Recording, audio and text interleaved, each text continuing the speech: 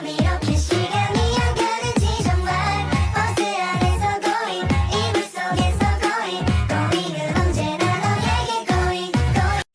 you looking for?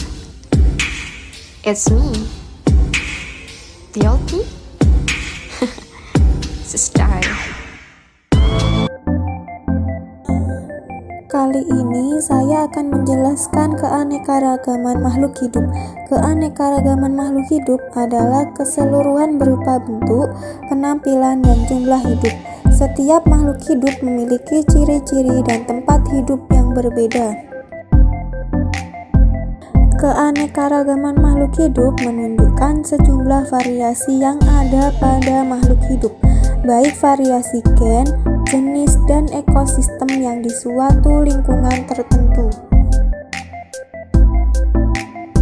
Keanekaragaman yang pertama yaitu gen, merupakan faktor pembawa sifat keturunan yang terdapat pada kromosom, juga dikenal dengan ras, yaitu ada beberapa macam.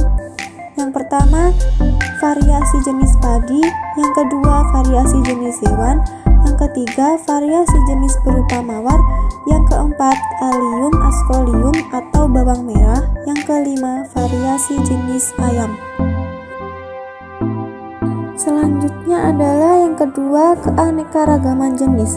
Adalah tingkat jenis menunjukkan adanya variasi bentuk. Yang ketiga, keanekaragaman ekosistem adalah terdiri dari komponen biotik, yaitu komunitas hewan, tumbuhan, dan mikroorganisme, serta komponen abiotiknya. Selanjutnya adalah ciri-ciri makhluk hidup.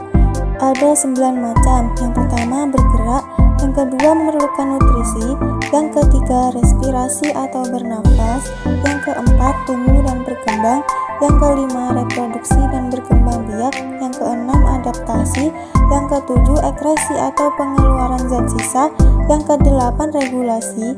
Dan yang terakhir, iritabilitas. Ada beberapa faktor yang menyebabkan timbulnya makhluk hidup, yaitu ada 2. Yang pertama, mutasi adalah peristiwa perubahan yang disebabkan oleh faktor seperti lingkungan, radiasi, dan suhu.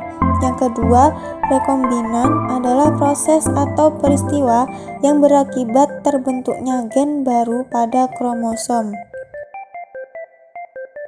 Nah, manfaat keanekaragaman makhluk hidup adalah untuk membandingkan dan bisa mengetahui hubungan kekerabatan antar makhluk hidup dan sebagai bahan pangan yang berguna untuk energi dan nutrisi. Kemudian, kesimpulannya adalah perbedaan keanekaragaman gen, jenis, dan ekosistem memainkan peran penting dalam keberagaman kehidupan di bumi. Keanekaragaman gen memungkinkan adaptasi dan evolusi makhluk hidup, sementara keanekaragaman jenis menghasilkan berbagai komunitas yang memiliki interaksi yang kompleks dalam ekosistem. Selanjutnya adalah upaya melestarikan makhluk hidup. Yang pertama, sistem terbang, pilih, dan reboisasi. Untuk melestarikan keanekaragaman makhluk hidup dengan melakukan sistem terbang dan pilih melakukan penanaman kembali, reboisasi. Selanjutnya yang kedua, pengolahan limbah industri yang tepat, yaitu lingkungan yang ditimbulkan oleh limbah industri tersebut.